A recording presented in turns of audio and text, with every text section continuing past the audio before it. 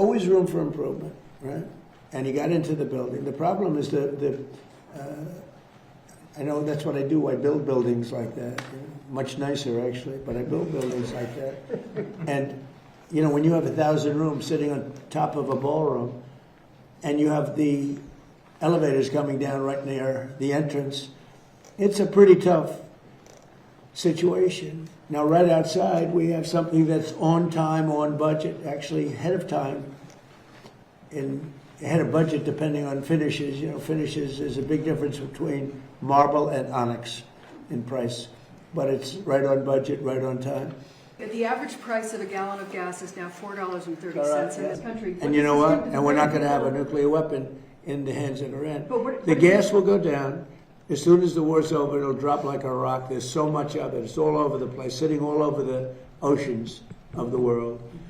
And it'll go down. But what won't happen is if Iran had a nuclear weapon and used it, then the whole world is a different place. What about You're not going to have to pay a little bit more for gasoline. The gasoline, the oil will go down rapidly as soon as the war is over. You just lifted the tariffs, right?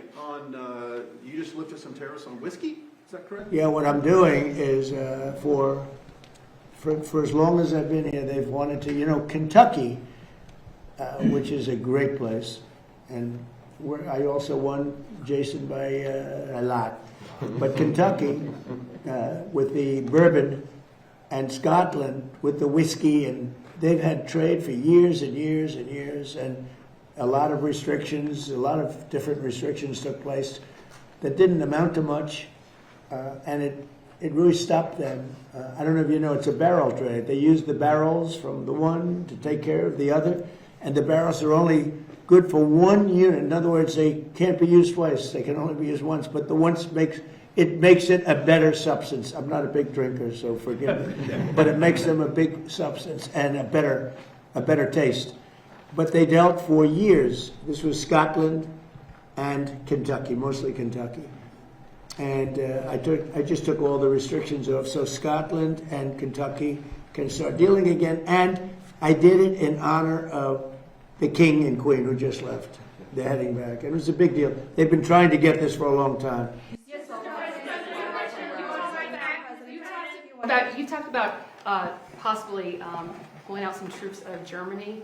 Would you be considering the same thing for Spain and Italy? I mean, they haven't been exactly on board. Yeah, probably. Yeah, I probably will. Why should I? You know, look, why shouldn't I?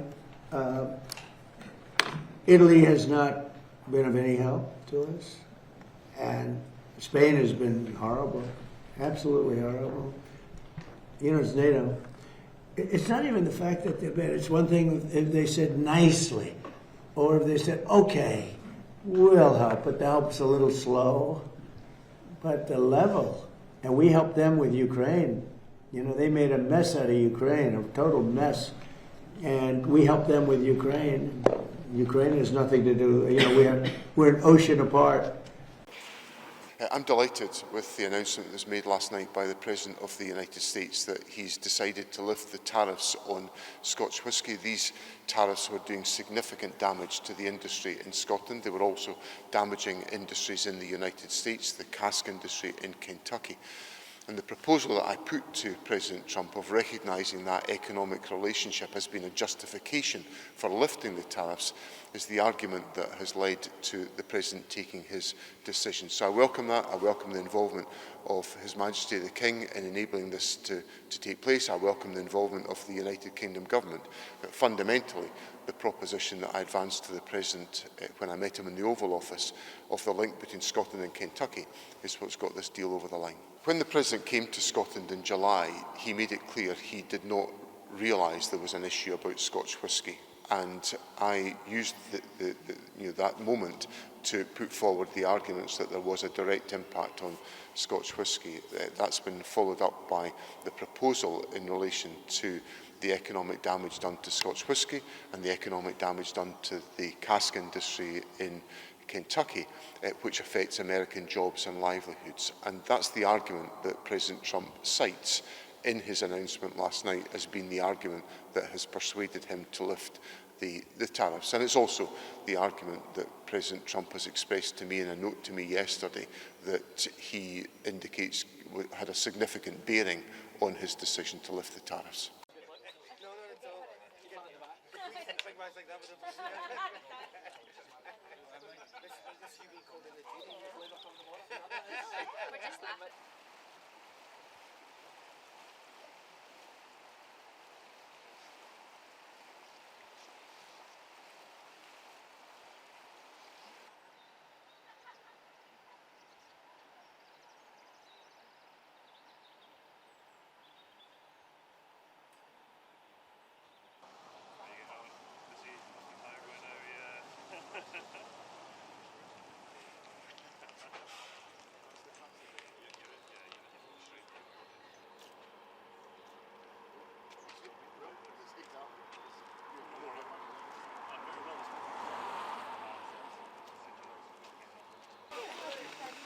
Thank you so much for